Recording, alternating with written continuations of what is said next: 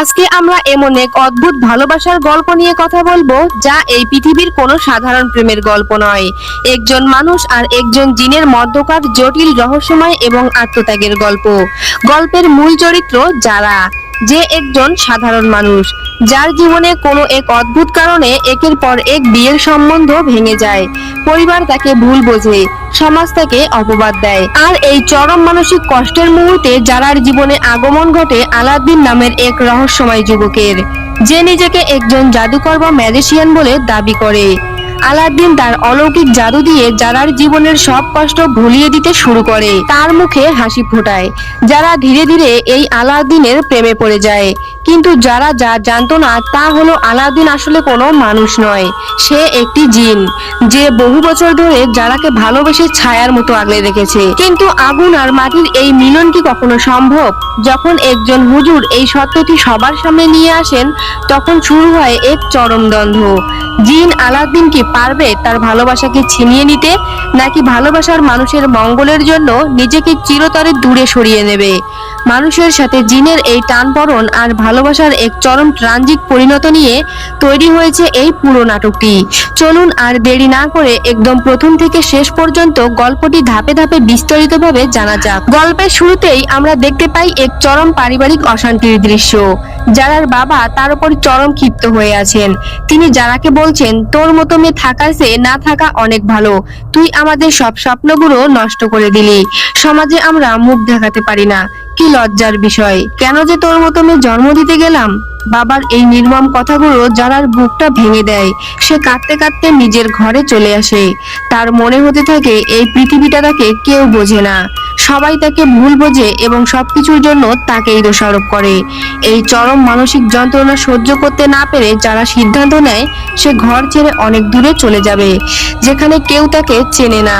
রাতের অন্ধকারে যারা বাড়ি থেকে পালিয়ে একটি শুনশান বাস স্ট্যান্ডে এসে একা একা বসে কাঁদতে থাকে। সেই রাতের নির্জনতায় যারার কান্নার শব্দ শুনে সেখানে হাজির হয় এক রহস্যময় যুবক। সে যারাকে একা বসে কাঁদতে দেখে তাকে জিজ্ঞাসা করে, এত রাতে সে এখানে কি করছে? কারোর জন্য অপেক্ষা করছে নাকি কারো কাছ থেকে পালাচ্ছে? যারা খুবই বিরক্ত হয়ে তাকে সেখান থেকে চলে যেতে বলে, কিন্তু যুবকটি নাছোড়বান্দা। সে যারাকে বলে, এত রাতে একটা মেয়ে একা বসে কাঁদলে এবং যার কোনো ক্ষতি হলে সে নিজের বিবেকে জবাব দিতে পারবে না। যারা রেগে গিয়ে বলে সে জাহান্নামে যাবে। যুবকটি তখন মজা করে বলে, জাহান্নামে? ওকে, আপনাকে নিরাপদে আমি জাহান্নামে পৌঁছে দিব। যারা তাকে ফাজলামো করতে বন্ধ করতে বলে। যুবকটি তখন সিরিয়াস হয়ে যারার কষ্টের কারণ জানতে চায়। যারা তখন জানায় যে তার মা বাবা পরিবার তাকে কেউ বিশ্বাস করে না। যুবকটি যারার কথার সাথে নিজের জীবনের এক অদ্ভুত মিল খুঁজে পায়। সে বলে, এই শহরের মানুষ মুখোশ পরে ঘোরে, তবে যারার এই কান্না মোটেও অভিনয় নয়। যারার মন ভালো করার জন্য যুবকটি যারার কাছে কিছু টাকা চায়। যারা মনে করে সে হয়তো কোনো ধান্দাবাজ বা পকেটমার, তাই সে বলে তার কাছে কোনো টাকা নেই। কিন্তু যুবকটি যারার চোখের সামনেই শূন্যতেই 500 টাকার দুটি নোট এবং একটি লাল গোলাপ তৈরি করে ফেলে। যারা একদম অবাক হয়ে যায়। সে জিজ্ঞাসা করে, আপনি আসলে কে? যুবকটি উত্তর দেয়, আমি ম্যাজিশিয়ান, নাম আলাউদ্দিন। যারা তখন রসিকতা করে জিজ্ঞাসা করে, তাহলে আপনার জিনি দত্ত কোথায়? আলাউদ্দিন দুঃখের ছলে বলে, তার জিনি দত্ত তাকে ছেড়ে পালিয়ে গেছে, তাই সে নিজে কষ্ট করে জাদু শিখে শহরে শহরে ঘুরে বেড়ায়। যারা তখন আলাউদ্দিনকে জিজ্ঞাসা করে, সে কি জাদু দিয়ে যারার জীবনের সব সমস্যা দূর করে দিতে পারবে? আলাউদ্দিন বলে, সমস্যা দূর করতে না পারলেও সে কষ্টগুলো ভুলিয়ে দিতে পারবে। যারা তখন আলাউদ্দিনের সাথে এক অজানা গন্তব্যের উদ্দেশ্যে রওনা দেয়। গাড়িতে যাওয়ার সময় আলাউদ্দিন যারার কাছে জানতে চায় আসলে কি ঘটেছিল, যার কারণে সে বাড়ি ছেড়েছে। যারা তখন তার জীবনের সেই অদ্ভুত এবং উদ্ভট সমস্যার কথা খুলে বলে। যারা জানায় তার বাবা মা যখনই তার জন্য কোনো বিয়ের ভালো সম্বন্ধ নিয়ে আসে, তখনই কোনো এক অজ্ঞাত কারণে যারার আচরণ পুরো বদলে যায়। সে নিজের অজান্তেই এমন অদ্ভুত এবং পাগলামি আচরণ শুরু করে যে পাত্রপক্ষ দেখে ভয়ে পালিয়ে যায়। নাটকের ফ্ল্যাশব্যাকে আমরা দেখতে পাই একবার এক খুব ভালো পাত্র যারাকে দেখতে এসেছে। পাত্রের অভিভাবকরা যারার প্রশংসা করছে। ঠিক তখনই যারা চায়ের কাপ হাত থেকে নিয়ে পাত্রের সামনে এসে অত্যন্ত অদ্ভুতভাবে বলতে থাকে, মানুষ মানুষের চেয়ে কুকুর বেশি বিশ্বস্ত। শুধু তাই নয়, সে পাত্রকে জিজ্ঞাসা করে, চায়ের কাপে যদি বিষ থাকে তাহলে কি আপনি সেই চা খাবেন? জালার এই ধরনের খামখেয়ালি এবং ভয়ঙ্কর আচরণ দেখে পাত্রপক্ষ তখনই সেখান থেকে চলে যায়। যারা আলাউদ্দিনকে বলে সে ইচ্ছে করে এটা করে না, কিন্তু যখনই এমন পরিস্থিতি আসে তার মনে হয় কেউ একজন তাকে পুতুলের মতো পেছন থেকে নিয়ন্ত্রণ করছে। আলাউদ্দিন জালার এই পরিস্থিতিকে খুবই অদ্ভুত এবং এক্সাইটিং বলে আখ্যায়িত করে। তারা যখন গাড়ি দিয়ে যাচ্ছিল, হঠাৎ মাঝ রাস্তায় পুলিশ তাদের গাড়ি থামায়। পুলিশ এসে গাড়ির কাগজপত্র এবং আলাউদ্দিনের ড্রাইভিং লাইসেন্স দেখতে চায়, কিন্তু আলাউদ্দিনের কাছে তো কোনো কাগজ বা লাইসেন্স থাকার কথা নয়, কারণ সে তো কোনো সাধারণ মানুষ নয়। আলাউদ্দিন মুচকি হাসতে থাকে। পুলিশ যখন কড়া ভাষায় লাইসেন্স চায় তখন আলাউদ্দিন এক অদ্ভুত কাণ্ড করে। সে গাড়ি থেকে নেমে এসে পুলিশকে বলে, কিসের গাড়ি? কোন গাড়ির কথা বলছেন? পুলিশ পিছনের গাড়ির দিকে তাকিয়ে দেখে সেখানে কোনো গাড়িই নেই। তারা দুজনে ফ্রেশ শূন্য রাস্তায় দাঁড়িয়ে আছে। আলাউদ্দিন পুলিশকে বলে, আমরা তো হেঁটে যাচ্ছিলাম, হেঁটে যেতে কি লাইসেন্স লাগে? পুলিশ একদম ভ্যাকাচেকা খেয়ে যায় এবং তাদের সন্দেহজনক মনে করে থানায় নিয়ে যেতে চায়। তখন আলাউদ্দিন পুলিশ অফিসারকে জিজ্ঞাসা করে তার ফ্যামিলিতে কে কে আছে, কারণ আলাউদ্দিনকে যদি থানায় নিয়ে যায় তাহলে সে যেমন গাড়ির ভ্যানিশ করেছে তেমনি পুলিশকেও ভ্যানিশ করে দিতে পারে। এরপর আলাউদ্দিন এক তুড়ি মেরে একটা পুলিশ অফিসারকে সেখান থেকে ভ্যানিশ করে দেয় এবং বাকি পুলিশ অফিসাররা এই দৃশ্য দেখে খুবই ভয় পেয়ে যায়। যারা এই দৃশ্য দেখে পুরোপুরি স্তব্ধ হয়ে যায়। তারা আবার সেই জাদুকরি গাড়িতে করে রওনা দেয়। কিছুক্ষণ পর জারার খুব ক্ষুধা লাগে, কিন্তু তার কাছে কোনো টাকা ছিল না। আলাউদ্দিন তাকে আশ্বস্ত করে এবং একটি রেস্টুরেন্টে নিয়ে যায়। সেখানে যারা খাবার অর্ডার করে। আলাউদ্দিন মেনু কার্ড দেখতে চায়। সে ওয়েটারকে বলে এসব খাবার সে খাবে না, তার জন্য যেন মিষ্টি বা ডেজার্ট নিয়ে আসতে। ওয়েটার যখন বলে তাদের এখানে অনেক রকম মিষ্টি আছে, আলাউদ্দিন বলে সবকিছু নিয়ে আসতে। এরপর টেবিলে মিষ্টির বাটি চলে আসে এবং আলাউদ্দিন সেগুলো গ্রাসেই খেতে থাকে, যা একজন সাধারণ মানুষের পক্ষে প্রায় অসম্ভব। যারা অবাক হয়ে তাকে জিজ্ঞাসা করে সে এসব জাদু কোথায় শিখেছে। আলাউদ্দিন জানায় সে মরক্কো থেকে কয়েনের ম্যাজিক, চায়না থেকে ভিনিশিং ম্যাজিক এবং থাইল্যান্ড থেকে পেপার ম্যাজিক এবং শ্রীলঙ্কা থেকে কবিতরের ম্যাজিক শিখেছে এবং সে কোনো বই বা মাস্টারের কাছ থেকে শিখেনি, কারণ সে মনে করে আসল জ্ঞান এবং জাদু একমাত্র রাস্তা বা বাস্তবে ঘুরে ঘুরেই পাওয়া যায়। খাওয়া দাওয়া শেষ করার পর হঠাৎ যারা তার মায়ের কথা মনে পড়তে থাকে। সে আবেগী হয়ে পড়ে এবং বলে সে ভেবেছিল দূরে গেলে সব ভুলে যাবে, কিন্তু এখন তার মা বাবার জন্য তার বুকের ভেতরটা ফেটে যাচ্ছে। সে যদি একবার তার মাকে দেখতে পারত। আলাউদ্দিন জারার এই কষ্ট সহ্য করতে পারে না। সে বলে তোমার যেমন ইচ্ছে। এই কথাটি বলে আলাউদ্দিন একটা তুড়ি বাজায়। পর মুহূর্তেই যারা নিজেকে তার বিছানায় দেখতে পায়। সে ঘুম থেকে জেগে ওঠে এবং পাশেই দেখতে পায় তার মা বসে আছে। তার মা তাকে বলছে তোকে কত ডাকাডাকি করছি, উঠছিস না কেন? সেই দুপুর থেকে ঘুমাচ্ছিস। যারার বাবাও ঘরে আসেন। যারার মা বাবা যারাকে ফিরে পেয়ে স্বস্তির নিঃশ্বাস ফেলেন। বাবা বলেন রাগের মাথায় তিনি বকেছেন, তাই বলে যারা যেন আর কখনো বাড়ি ছেড়ে না যায়। যারা বুঝতে পারে না যে সে এক সেকেন্ডে কিভাবে রেস্টুরেন্ট থেকে নিজের ঘরে চলে এলো। সে ফ্রেশ হওয়ার নাম করে বাড়ির ছাদে যায় এবং সেখানে গিয়ে আলাউদ্দিনকে দেখতে পায়। আলাউদ্দিনকে দেখে সে চমকে যায়। আলাউদ্দিন বলে যারা যখনই তাকে মিস করবে সে তখনই চলে আসবে। যারা তাকে নিজের ফোন নম্বর দিতে বলে। আলাউদ্দিন বলে তার কোনো ফোন বা সোশ্যাল মিডিয়া নেই, কারণ এসবের প্রতি তার কোনো আকর্ষণ নেই।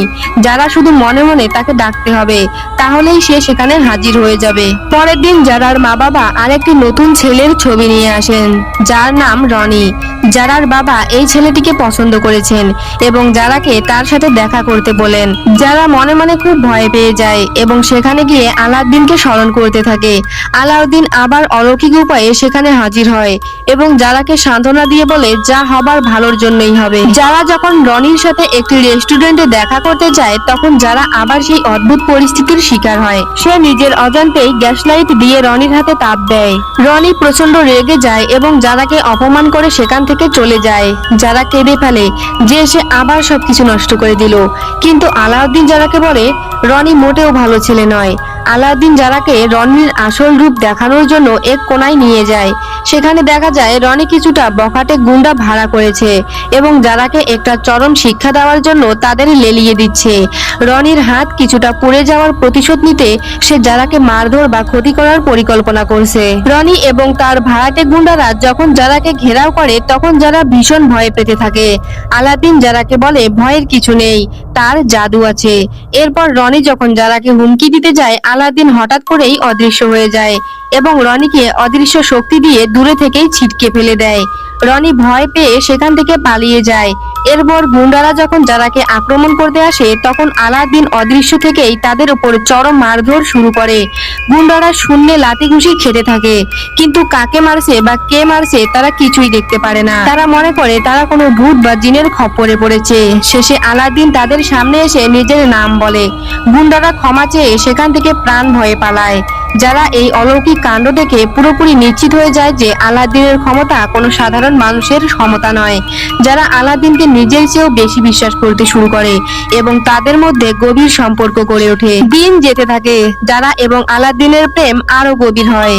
যারা মনে মনে খুবই খুশি থাকে এবং আলাউদ্দিনকে বলে তাদের সম্পর্কটাকে পরবর্তী ধাপে নিয়ে যেতে, অর্থাৎ তার মা বাবার সাথে দেখা করাতে।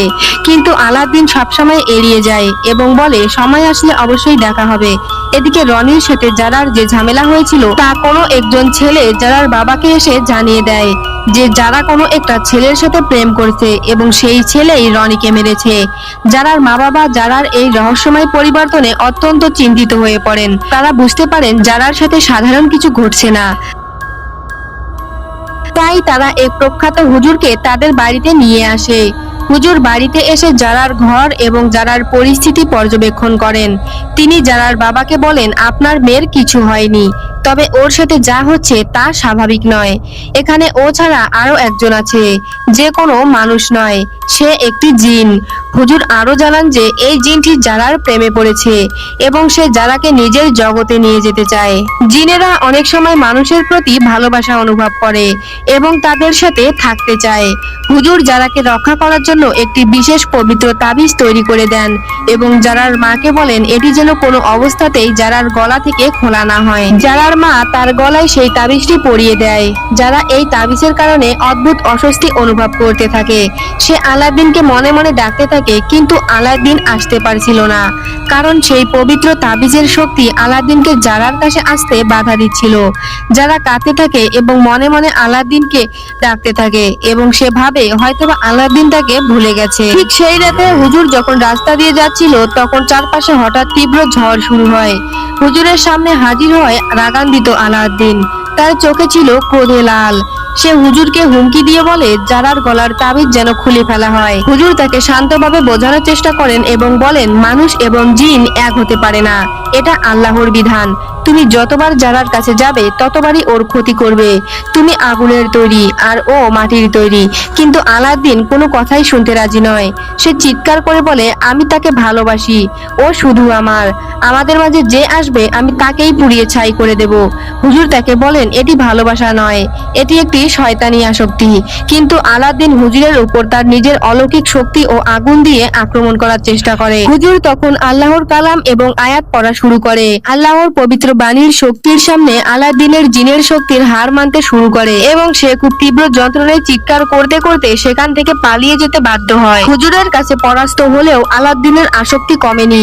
জারার গলার তাবিজের কার্যকারিতা কিছুটা দুর্বল হওয়ার সুযোগ নিয়ে জারার ঘরে প্রবেশ করে। যারা তাকে দেখে অত্যন্ত খুশি হয় এবং বলে সে তাকে ছাড়া বাঁচবে না। আলাউদ্দিন জারাকে বলে এই সমাজের মানুষ বা তোমার পরিবার আমাদের কখনোই এগোতে দেবে না। তুমি যদি আমাকে সত্যিই ভালোবাসো তবে আমার সাথে তোমাকে অনেক দূরে চলে যেতে হবে। যারা সম্মানিত হয়ে আলাউদ্দিনের সাথে মাঝরাতে বাড়ি থেকে বেরিয়ে পড়ে। আলাউদ্দিন জারাকে তার সেই জাদুকরি গাড়িতে করে এক অজানা অন্ধকার রাস্তার দিকে নিয়ে যেতে থাকে। গাড়িটি অত্যন্ত দ্রুত গতিতে চলতে থাকে। যারা ভয় পেয়ে যায় এবং আলাউদ্দিনকে আস্তে গাড়ি চালাতে বলে, কিন্তু আলাউদ্দিনের উপর তখন জিনের ভর করেছে। তার আচরণ অদ্ভুত এবং ভয়ঙ্কর হয়ে উঠেছে। এক পর্যায়ে আলাউদ্দিন তার নিজের আসল রূপ এবং নিজের জগতের সত্যতা দেখাতে শুরু শুরু করে। এই চরম অতিপ্রাকৃতিক শক্তির ধাক্কা এবং তীব্র ভয়ের কারণে যারা গাড়ির ভিতরেই জ্ঞান হারিয়ে ফেলে এবং তার শরীর ও মনের ওপর এক মারাত্মক ক্ষতিকর প্রভাব পড়ে। মানুষের শরীর জিনের এই তীব্র শক্তি ও আগুনের প্রভাব সহ্য করতে পারে না, যার ফলে যারা মৃত্যুর কোলে ঢলে পড়ার মতো অবস্থায় চলে যায়। যারার এই আশঙ্কাজনক অবস্থা থেকে আলাউদ্দিনের ভুল ভেঙে যায়। সে বুঝতে পারে যে হুজুরের কথাই ঠিক ছিল। সে যত জারার কাছে আসবে জারার ততই ক্ষতি হবে। ভালোবাসার মানুষকে বাঁচাতে আলাউদ্দিন তখনই নিজে গিয়ে হুজুরের পায়ে পড়ে। হুজুর যখন নামাজ শেষ করেন তখনই আলাউদ্দিন অত্যন্ত বিনম্র এবং অনুতপ্ত হয়ে হুজুরের সামনে আসে। হুজুরকে বলে সে আপনাকে আমার সাথে যেতে হবে, জারাকে বাঁচাতেই হবে। আমি নিজের অজান্তেই অনেক বড় ক্ষতি করে ফেলেছি, আমাকে দয়া করে সাহায্য করুন। হুজুর আলাউদ্দিনের এই সত্যিকারের অনুশোচনা এবং ভালোবাসা দেখে নরম হন। তিনি বলেন তিনি তাকে সাহায্য করবেন, তবে একটি শর্ত আছে। আলাউদ্দিনকে জারার জীবন থেকে চিরতরে চলে যেতে হবে এবং আর কোনোদিন তার সামনে আসা চলবে না। আলাউদ্দিন জারার জীবনের তাগিদে এই কঠিন শর্ত মেনে নেয়। হুজুরের আধ্যাত্মিক চিকিৎসা এবং দোয়ার বরকতে যারা অবশেষে সুস্থ হয়ে চোখ মেলে। সে জেগে উঠেই আলাউদ্দিনকে খুঁজতে থাকে, কিন্তু তার সামনে তখন হুজুর আর তার মা বাবা দাঁড়িয়ে। হুজুর জারাকে অত্যন্ত স্নেহের সাথে পুরো সত্যিটা বুঝিয়ে বলেন। তিনি বলেন, যারা আলাউদ্দিন কোনো মানুষ ছিল না, সে একজন জিন। বহু বছর ধরে তোমার সাথে ছায়ার মতো ছিল এবং তার অলৌকিক ক্ষমতা দিয়ে তোমার জীবনকে নিয়ন্ত্রণ করেছিল।